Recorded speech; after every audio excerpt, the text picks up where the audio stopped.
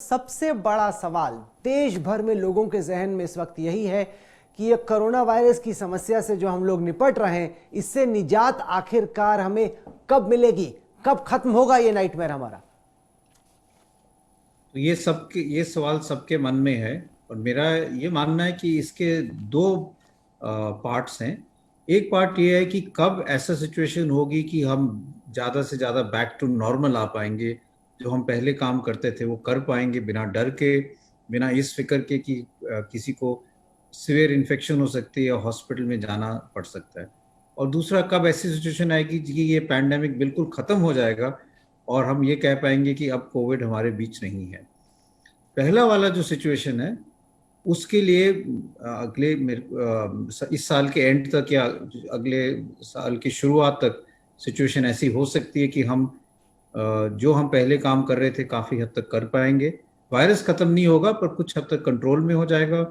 Vaccine आनी चाहिए तो वैक्सीन से भी कुछ हद तक कंट्रोल आ जाएगा, लेकिन पूरी तरह से इससे राहत पाने में तो टाइम लगेगा, 1-1.5 साल और लग सकता है। इस वक्त हिंदुस्तान में हर रोज करीब औसतन 1000 से ज्यादा लोगों की मृत्यु हो रही है कोरोना वायरस के चलते। जनता ये जानना चाह रही है कि क्या हम लोग पीक के को क्रॉस कर चुके हैं या पीक के नज़दीक हैं या पीक अब कितना दूर है, क्योंकि हिंदुस्तान में जितने केस हर रोज़ आ रहे हैं वो दुनिया में बाकी सारे देशों से ज़्यादा है। हमारी आबादी भी ज़्यादा है, लेकिन दुनिया के किसी भी और देश में, पहले हम कहते थे कि आप किसी और देश से तुलना कीजिए, हिंदुस्तान में केस बहुत कम है। अब ऐसा नहीं है। हिंदुस्तान में दुनिया भर में सबसे ज़्यादा केस हर रोज़ पाए जा रहे हैं, मौतें भी 1000 से ज़्यादा हो रही हैं। आपके हिसाब से हम जो पीक है उसके कितने नज़दीक हैं या कितने दूर? अगर हम ये देखें, अभी हमारे जो केसेस हैं सबसे ज़्यादा हम देख रहे हैं। अगर हम केसेस पर मिलियन की बात करें या डेथ्स पर मिलियन पॉपुलेशन की बात करें तो वो रिलेटिवली कम है, लेकिन एब्सोल्यूट नंबर्स में सबसे ज़्यादा केसेस भारत से ही हैं। और वो इसलिए क्योंकि हमारी जनसंख्या इतनी ज़्यादा है। लेकिन ये बात भी सही है कि हमें इसको कम करना है। और अगर हम पिछले कुछ दिनों की बात करें तो हमारे केसेस लगभग स्टेबलाइज हुए हैं। जैसे जैसे केसेस बढ़ रहे थे और ये लग रहा था कि हम 1 लाख से ज़्यादा हो जाएंगे, 1.5 लाख या 2 लाख तक पहुंच पाएंगे, अगर हम अब देश के आंकड़े देखें तो वो लगभग स्टेबलाइज हो रहे हैं। अगर ये स्टेबिलिटी कुछ और दिन रहती है, हफ्ता 2 हफ्ते तक रहती है, तो तब हम थोड़ा सा कॉन्फिडेंटली ये कह सकते हैं कि हो सकता है कि हम कर्व हमारा फ्लैटन हो गया है और अब हम पीक हमारा आ चुका है और हम आस्ता आस्ता केसेस कम होने लगेंगे। पर इसमें एक दो और जो बड़ा फर्क चीजें आंकड़ों में नजर आ रहा है, पहले जो ज्यादातर केसेस थे वो देश के बड़े शहरों से निकल के आ रहे थे, अब केसों की संख्या छोटे शहरों में और गांव कस्बों में बढ़ रही है। ये कितना खतरनाक है आपके लिहाज से? क्योंकि शहरों में तो फिर भी अस्पताल हैं, लेकिन गांव देहात में जो हेल्थ केयर फैसिलिटीज हैं वो अनुकूल नहीं है। तो ऐसे में ये कितना बड़ा खतरा है कि अगर गांव में जाता है ये वायरस, तो वहां पे ठीक से टेस्टिंग भी नहीं होगी और ठीक से ट्रीटमेंट भी नहीं हो पाएगा। तो इसमें दो चीजें हैं। एक तो बात सही है आपकी कि जो पैंडेमिक है वो शिफ्ट कर गया है, वो छोटे शहरों में पहुंच गया है, गाँव में पहुंच गया है। जहाँ पे हम पहले बात करते हैं कि दिल्ली, मुंबई या बड़े शहरों में केसेस ज़्यादा थे, वहाँ पे अब केसेस जो हैं स्टेबलाइज हुए हैं और अब हमारे जो नए केसेस आ रहे हैं वो इन क्षेत्र से आ रहे हैं। लेकिन यहाँ पे एक और 2-3 चीज़ें समझने की ज़रूरत है कि जब लॉकडाउन हुआ था तो यहाँ पे काफ़ी तैयारी की गई थी, चाहे ऑक्सीजन की बात की जाए, चाहे हेल्थ केयर फैसिलिटी की भी बात की जाए या टेस्टिंग की बात की जाए। और इसलिए हम इतने ज़्यादा टेस्ट अब कर पा रहे हैं।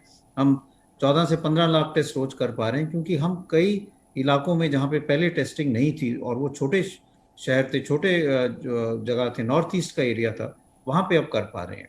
दूसरा एक और चीज़ समझने की है कि जहाँ हम शहरों की बात करते हैं वहाँ पॉपुलेशन डेंसिटी बहुत ज़्यादा है। जैसे दिल्ली की बात करें या मुंबई की बात करें, छोटे शहरों में और गाँव में पॉपुलेशन डेंसिटी ज़्यादा फैली हुई है। इसलिए केसेस के वहाँ पे जल्दी से फैलने के या एकदम क्लस्टर बनने के चांसेस रिलेटिवली कम है। इसलिए अगर हम वहाँ पे हेल्थ केयर फैसिलिटीज बढ़ाएं, लोगों में जागरूकता करें, तो केसेस को वहाँ कंट्रोल करना रिलेटिवली नहीं, इजी अब रहेगा। अगर मगर की तो अब बात नहीं, अब तो बीमारी पहुंच चुकी है गांव देहात में। और हकीकत यह है कि अभी मैं उत्तराखंड के कुछ गांवों से निकल रहा था, वहां मैंने देखा कि लोगों में उतनी जागरूकता नहीं है। मास्क जो कि बड़े शहरों में कम से कम फिर भी लोग लगा के घूमते हैं या उनको थोड़ा तो आइडिया है, वहां पे ऐसी जिंदगी थी सामान्य तौर पे कि लोगों को मालूम ही नहीं था या एहसास ही नहीं था या उनको फर्क नहीं पड़ रहा था या चिंता ही नहीं थी कि उनको मास्क लगा के घूमना है, उस तरह की अवेयरनेस नहीं थी। तो तो ये जो आप हेल्थ केयर फैसिलिटी बनाएंगे, जागरूकता लाएंगे, अब तो काफी लेट नहीं हो गया सबके लिए?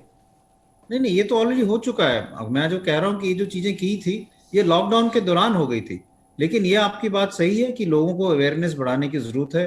हम आप फोन की बात करें तो जब भी आप फोन नंबर करते हैं आपको मैसेज आता है कि आपको क्या क्या चीजें करनी चाहिए।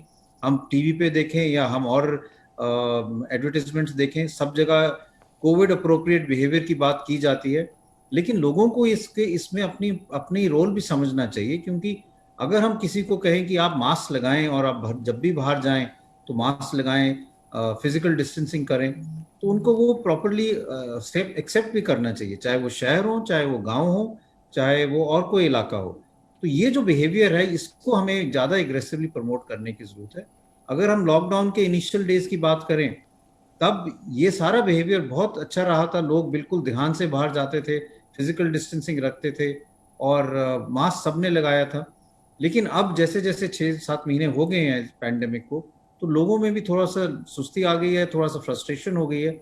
और हमें फिर से लोगों में ये एक री एनर्जाइज करना है उनको कि ये बिहेवियर बहुत ज़रूरी है अगर हमें इस पैंडेमिक में केसेस कम करने हैं।